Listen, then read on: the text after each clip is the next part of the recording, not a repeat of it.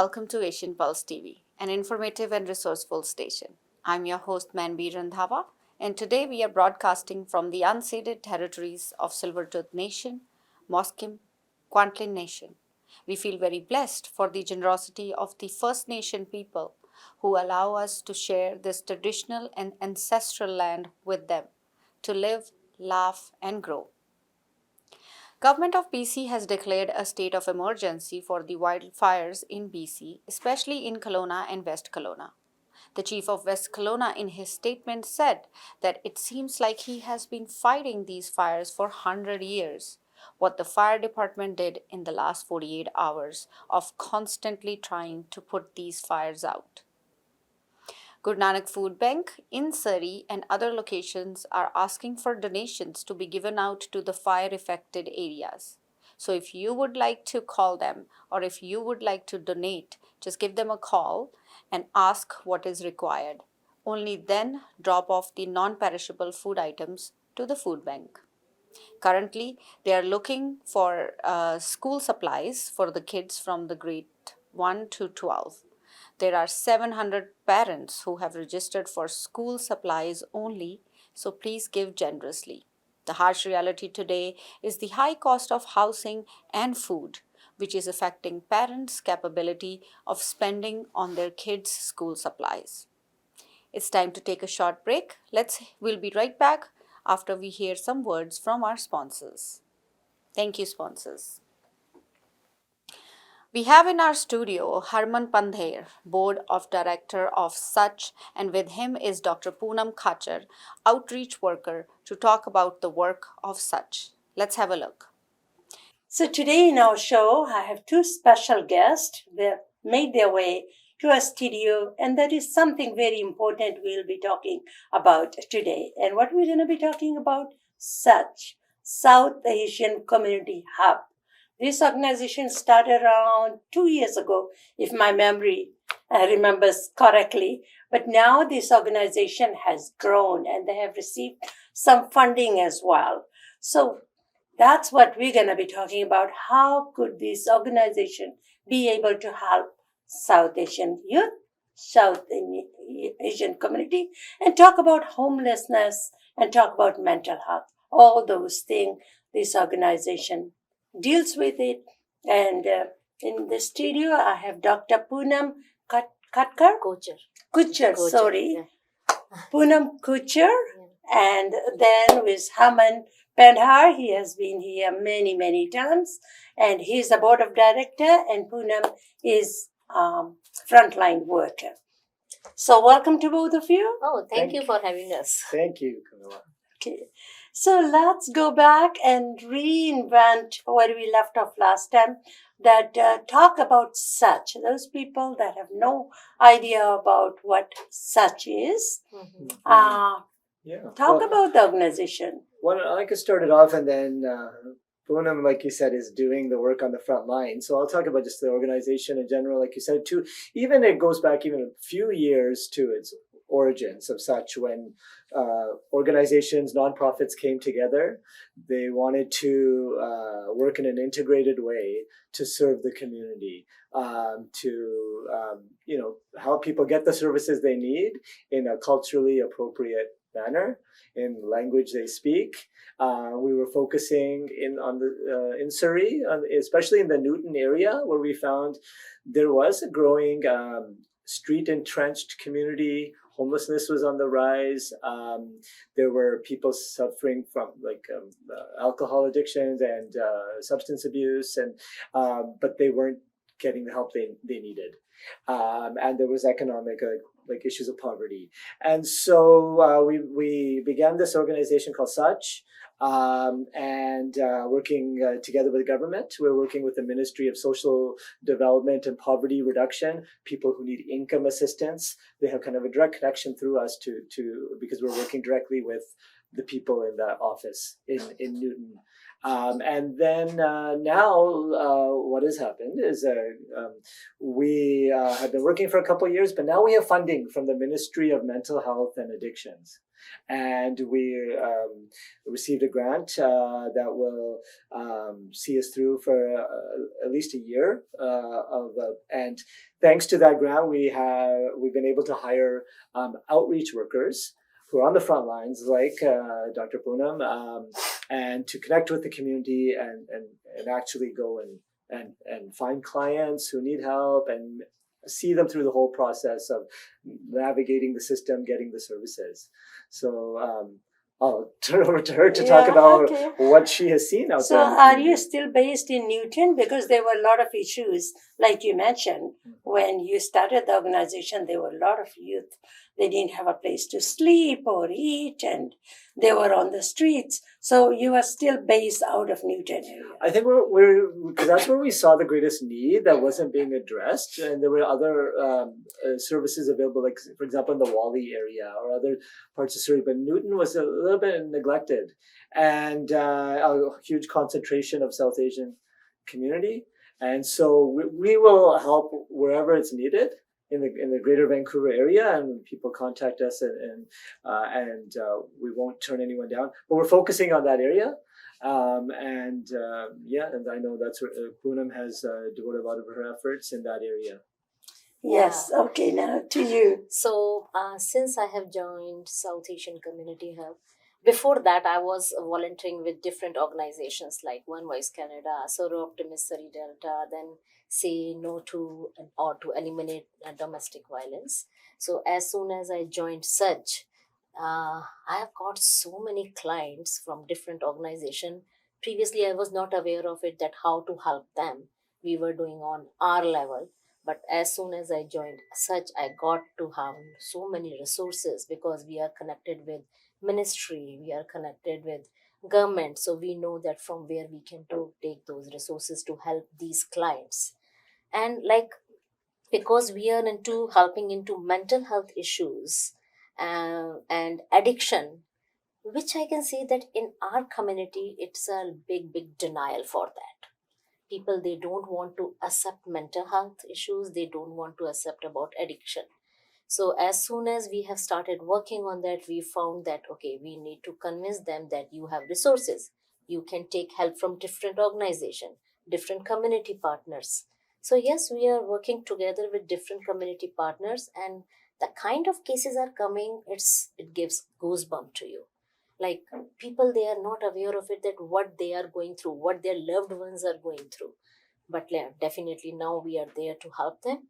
And since we have started this thing specifically in Newton area, I'm not saying we are only taking care of Newton area, we are taking care of whole Surrey, but we are getting a lot of cases from that particular area. And we are able to connect them to different community partners, and they are taking help from them. And now they are moving with resources. So you work with the youth on the streets? Youth, we work with all kind of, it's not All like ages. age specific, it is not age specific, with all ages. So we are also getting people of middle age and seniors, young people. In our community, there are so many kids who are going through addiction, which parents, they don't want to talk about it. And that I came to know since I've started working. And the best part is we are able to connect with the parents, and we are able to convince them that if you will take the help of resources, your kid can come out of it, they can move forward with a new kind of life. So we are happy to do that. Yeah, it's tough work, but I'm so grateful that we're able to do more now. And like I said, we've got this funding that to get us through the year. But with the results that Poonam is talking about, the number of people that are reaching out for help, we definitely want this work to continue. We know it can't just stop after 1 year, and we're counting on the government to make this sustainable. Because it's not, the problem's not going to go away after 1 year, right? And the counseling resources that Poonam talking about like we can get people access to like and counseling in their language, Punjabi, Hindi, right, Farsi. It was in the news just recently. Like everyone knows how like food banks, they're being used more than ever before. Yes. All-time high. Government just announced $15 million in funding for food banks. And a lot of them are popping up, like run by our own community, whether it's like Guru Nanak's food bank, Guru Nanak's free kitchen, Khalsa Aid. They're helping people with food. They're helping people who are suffering because of the wildfires and stuff. So there are these organizations. Our job is that we're an umbrella organization. We're working with all of them, and we can connect to those organizations, people, or more the health services, right? On the medical side with Fraser Health or with Moving Forward Family Services, who we partners with in counseling. Yeah. So it's going well. Yeah, and like we are also connected with the housing department, housing ministry. So we find these kind of clients, we connect with them, then they see and sit like what is the requirement of the client. So as per the requirement, even housing ministry is helping us to get these kind of clients a proper housing. But when you talk about housing, there is zero vacancy, right, everywhere. And there are so many international students in here. So it is not that easy, not what it used to be. Yep. But we have to find housing. We have to find. Yeah, you have to find. Because government have their own system where they are taking on the priority basis that what client needs what and what is the priority of which client should get home first. So they are doing on their part, and we are able to connect these kind of clients to those, because see, resources are already there, like people, they are not aware of it. We need to create that awareness to the client that these are the resources, and we need to connect those clients to particular resource they need. Suppose somebody needs, say they are into addiction and they need mental health support, they don't know where to go. So we need to connect those kind of clients to the proper resource. Then people, they have this housing issue, so they don't know whom to contact, where to contact, and how to contact. So we are in the front to let them know that where to go, how to go, and whom to contact. And that way, when that client is connected to the proper resource, they can get help. So do you only work with South Asian, or you work with anybody and everybody that is on the street? Well, like I said, we would never turn anyone away. Again, regardless of the area in the Greater Vancouver that they're calling us from, but also their background, ethnic background. We won't turn anyone away. But having said that, there is this need in the South Asian community, and for culturally appropriate services, right? And so we focusing on that. But I know Poonam has called me on occasion and said, "Oh, I saw someone who was in need of help. They're not South Asian. Can I give them resources? Can I help them out by giving them a phone number, or whatever the case may be?" Of course. So that's our goal, to help people, right? So it's I think all communities need to work together on this issue. It can't just be in isolation. We're learning, even when I remember I came in for talk to you about when we were starting Such, we had learned from what the Indigenous community had done, right? In creating this type of hub model, right? So a place where people can get all the services they need. We don't have, they're ahead of us, and they should. Oh, definitely. They should, right now, they're ahead of us. Friendship centers and things like that. Our goal, our vision is to, with like a friendship center, our vision is to create a physical hub. Right? Somewhere in the Newton area, preferably, where people can walk in, one-stop shop of social services, mental health services. And I think we'll get there. Definitely we'll get there. Right now, we are actually on the streets with our outreach workers. We have email and phone numbers that people can contact us. we have our kind of, you could say, our flagship partner, Moving Forward Family Services, their offices in Surrey. So baby steps to get there, but we're going the right direction.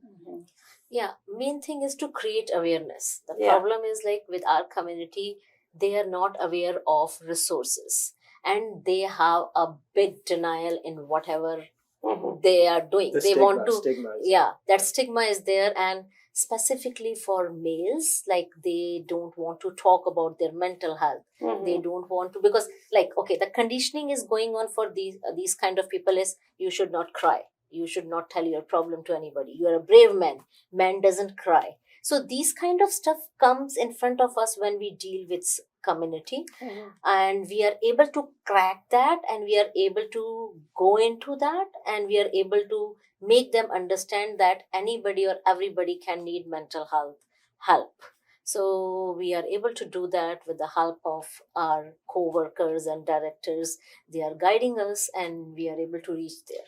And all of these issues are related, right? Oh, yeah, Like, you know, definitely. that's the whole point of working in an integrated way, because if someone needs help in one area, like they maybe their mental health, they need some help, but there's some deeper like root cause of that, right? Like, and it could be related to they've fallen on hard times, they lost their job, there's economic issues, and then there's maybe substance abuse, Sometimes you know, childhood trauma. some can- trauma, right? So it's all usually not just one thing, and that's why instead of working in isolation, when we come together, we can help the person like in a holistic way, right? Also, I was going to say there are so many of our people, they are seniors. Yes. Yep. And because if there's so many seniors I have talked to, and many has phoned me, and they are saying that they don't have no services. They can't go anywhere. They've been brought up by the kids when there was a need for the childcare. Yeah. Okay, then childcare, the children are grown up, they are back in the school. And so where do the seniors go now? They don't have an organization. They don't have a platform. They don't have a group that they can go, and sometimes they meet in the parks, but everybody you talk to, they have a story to tell.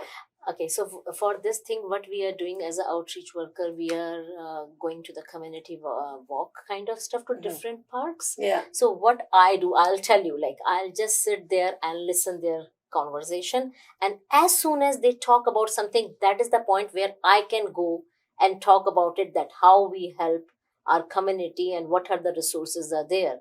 So that is helping us. See, it is not possible to go in every park. We have started this, and we go there, we sit there, we listen their talks, and as soon as somebody says something, that is the point when you can start So communication. that's what it starts by listening. You Yeah. can't go there and lecture, oh, we have the Yeah, answers yeah. for you. Yeah. We don't even know what the issues are. And they are Right. not willing to talk to you. Yeah. And Yeah. why should they talk to you? Yep. And who are Yeah. you, right? You have to build the So trust. you You have to build that the trust. trust. Yeah. So Yeah. the clients we are working right now is like, again, we are working on the basic thing is listening and creating that trust that they can talk to us, they can let us know what's all going on. So one of the client who is going through some tough phase, she called me a couple of times, and they can call me at any time. I have received call at 5 in the morning, even Yeah. 12 in the night. Okay, I'm going through this. Okay, I'm there to listen you, and I can help you with the resources. So we have to be 24/7. Like there is no kind of shutdown kind of thing that you will shut the phone off and you won't 5 listen. o'clock is So- not, yeah. Yeah. So we are open to that, and I have personally I have heard so many stories since I have joined such, and that is helping us or motivating us to create that awareness in the community. So basic thing is creating trust, listening them, and let them know what help they can get from help is available. It is just they are not aware of, and we are creating that thing in community. Yeah, I think it's very important, and I'm good. Thank you so much for having us on at this time. So we're about to head into another school year, Yeah, right. and now I see I'm a teacher, you Yeah, know, yeah, yeah. and so with now that we're able to do more with our outreach team, we need to spread the word through our families in the school system. That's one way to spread the message. We're going to places of worship, the gurdwaras. We're going to the parks and the community centers, but and we're going and doing the interviews, right? So this is how the message will spread. That the help is out there. Here's an organization that can help you, right? Then you speak the language, culturally sensitive. I think Yes, that makes I a lot of difference to Yep. that. And also confidentiality and the trust. Yeah.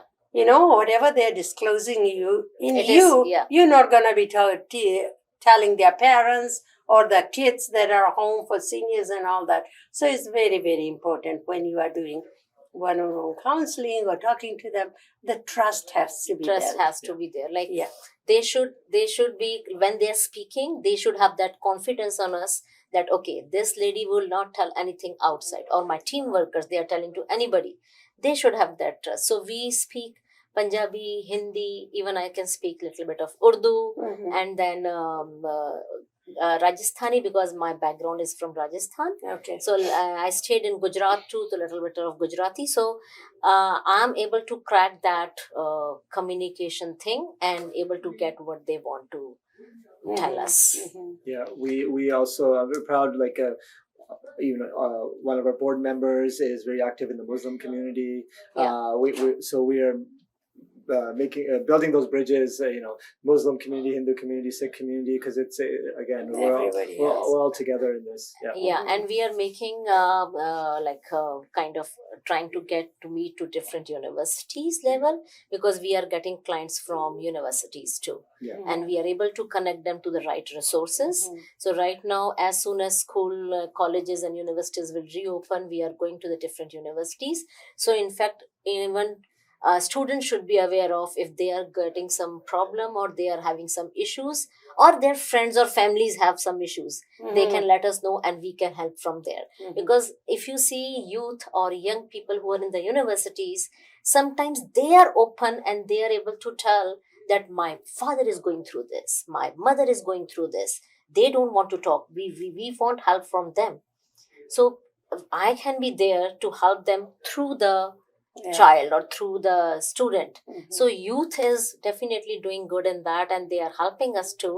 So yeah, we are doing this I way. think youth, there's a lot of resources. The youth that are in school system and all that, they can read, write, whatever they can. Yeah. But another big part of the population is missed out is the people, the overdose, the people that are dying. There are so many people. When we look at the stat last year, there's about 2,000 people died with overdose. And we are not talking about in Vancouver only. That's what, when you think about it, you think of downtown east side. These are the people that have jobs, they have families, Yeah. that overdose themselves in the house, Yeah. at their own house. So I think that is a bigger population that I don't think we are trying to reach out, or And we need to. We call they're suffering in silence. Right? yes, And they're a part of those numbers, and so we have to find a way to get the message to them, yeah. right? And families are not afraid to pick up the phone, send us an email, and say we need help. Yeah. For a family member. Yeah. Yeah, so email we can reach out Yeah. to. Yeah. So our email at such is such SACH at movingforward.help. That's such at movingforward.help. And we also have a phone number that Yeah, phone number you can contact at 604-724-8735. And we are there to help you. We are just phone call away from you. Thank you so much to both of you for coming, and there's a lot we have talked about. And the people that are listening, I hope that you take the number. Even not everybody will use the number because they are fine, but if they know the neighbors need it, or their parents, family, whatever, they can always pass the message or number to them, so that we will be able to have a healthy community and there is somebody to talk to in confidence. Thank you. Thank you Thank for you, having Camilla. us. Thank Yeah. you. Thank you to both of you for coming in and talking about the great work Such does in the community. Moving to our announcement sections, we want to remind you that PNE is now open and it's open until September 4th, which is a day before your students, your children, will go back to school. So have fun, enjoy this great weather, enjoy the games, and stay safe for your rest of your year. And the next announcement is about Mushtari Begum Indian Classical Music and Dance Festival, which will be held at Messi Theatre on September 23rd at 7 p.m. For tickets and more information, call Messi Theatre at 604-521-5050, or you can even visit the website. Join the Run Surrey Run 2023 in person for 5K or 10K, either walk or run, and this is scheduled to happen on September 10th. You can go online and register yourself. The 53rd Independence Day of Fiji will be celebrated on 14th October at 6:30 p.m. at the Bollywood Banquet Hall in Surrey. For sponsorship and other information, you can contact Gavin Chand at 604-562-4569, or you can call Sara Sharma at 604-992-7253. Another number that can be reached at is for Kamila Singh, 604-537-5123. Tickets will be available for you very soon. Shakti Society is presenting 4th Annual Shakti Film Festival on October 13th and 14th at the SFU Theatre located inside Surrey Central in Surrey. For more information, please call Sonia Andhi at 604-307-8796, and you can even call Neeti at 604-506-0953. If you have missed our shows, you can watch it again tomorrow night at 8:30 p.m. and again on Saturday at 5:30 p.m. on Shaw Cable Network. Asian Pulse brings 3 different shows every week. First is Fiji in Focus, which you can watch on Tuesdays at 10 p.m., Thursdays at 2:30 p.m., and Sundays at 4 p.m. Second show is Kamila Singh Show, which is broadcasted on Monday at 10 a.m. and again on Sundays at 5:30 p.m. VT Vibes TV is broadcasted on Thursdays at 10 p.m. and again on Sundays at 4:30 p.m. All of our shows are also uploaded on our YouTube channel under the name Kamila Singh Shows. Before I leave, I would like to leave you with these thoughts. A bird sitting on a tree is never afraid of the branch breaking, because her trust is not in the branch but in her wings. Have that trust in your wings. With that, I'll let you go. I'm your host, Manbir Randhawa. I'll see you guys next week.